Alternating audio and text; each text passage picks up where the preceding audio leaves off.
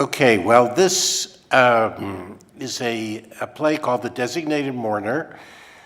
It's a two-act play. The first act, unfortunately, we won't be doing tonight, but we're going to read you the second act. So I'm going to give you a little hint about what's in the first act so you have an idea of what's going on.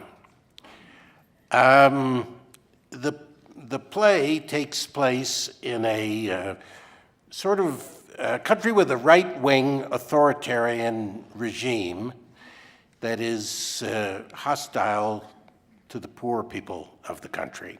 It's a made-up country. There are three characters in the play, and a lot of the time they don't talk to each other, they talk to the audience and tell the story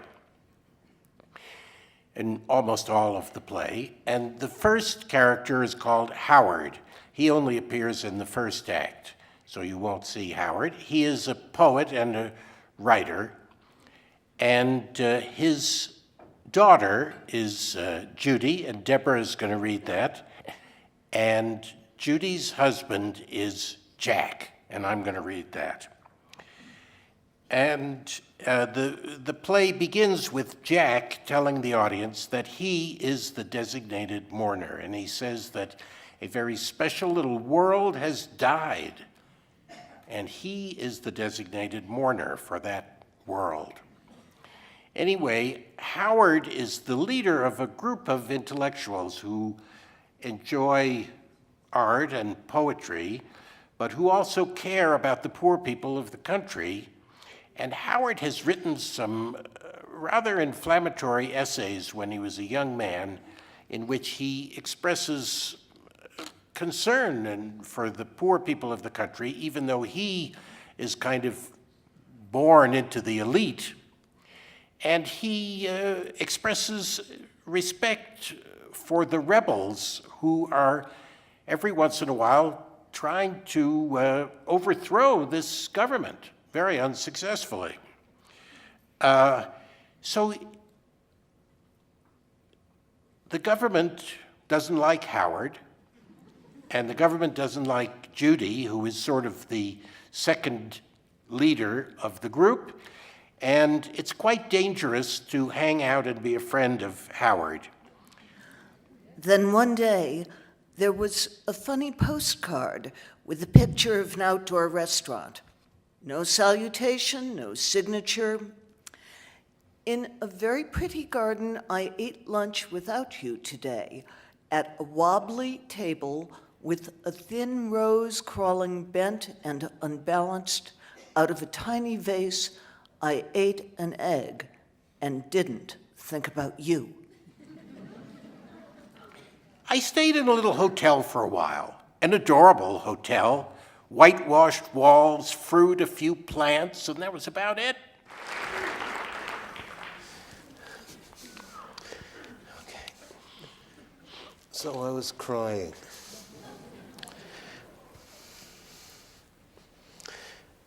Many years ago,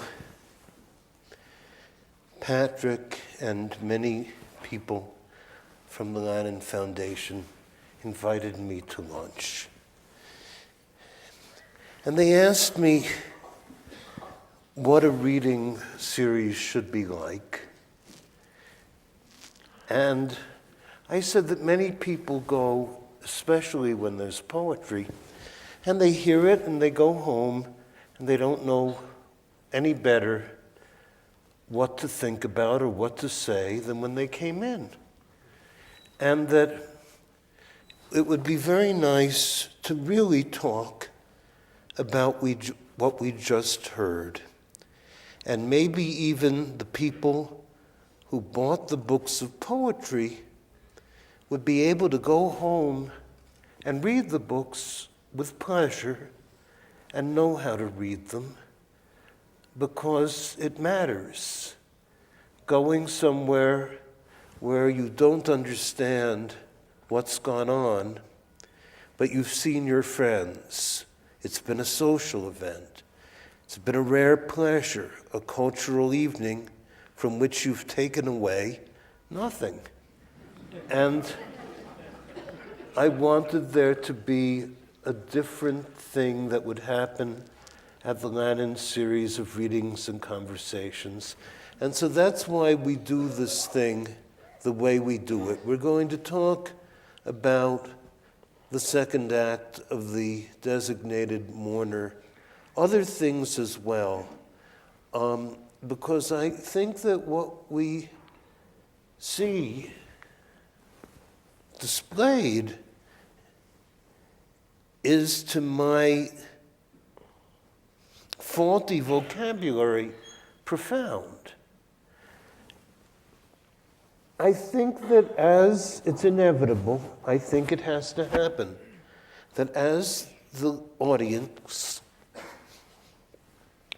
hears about Jack urinating on a book of poetry in the bathtub, and then feeling relief having done it, shitting on it, they have to laugh. It's a rather funny thing, and they feel a certain relief too. And it once was the case that an audience would know that this character must be despicable, that his pride at being lowbrow was nothing to be proud of. And yet this play manages, in complicated ways, to make a pseudo case for urinating on a poetry book and the pride in being lowbrow.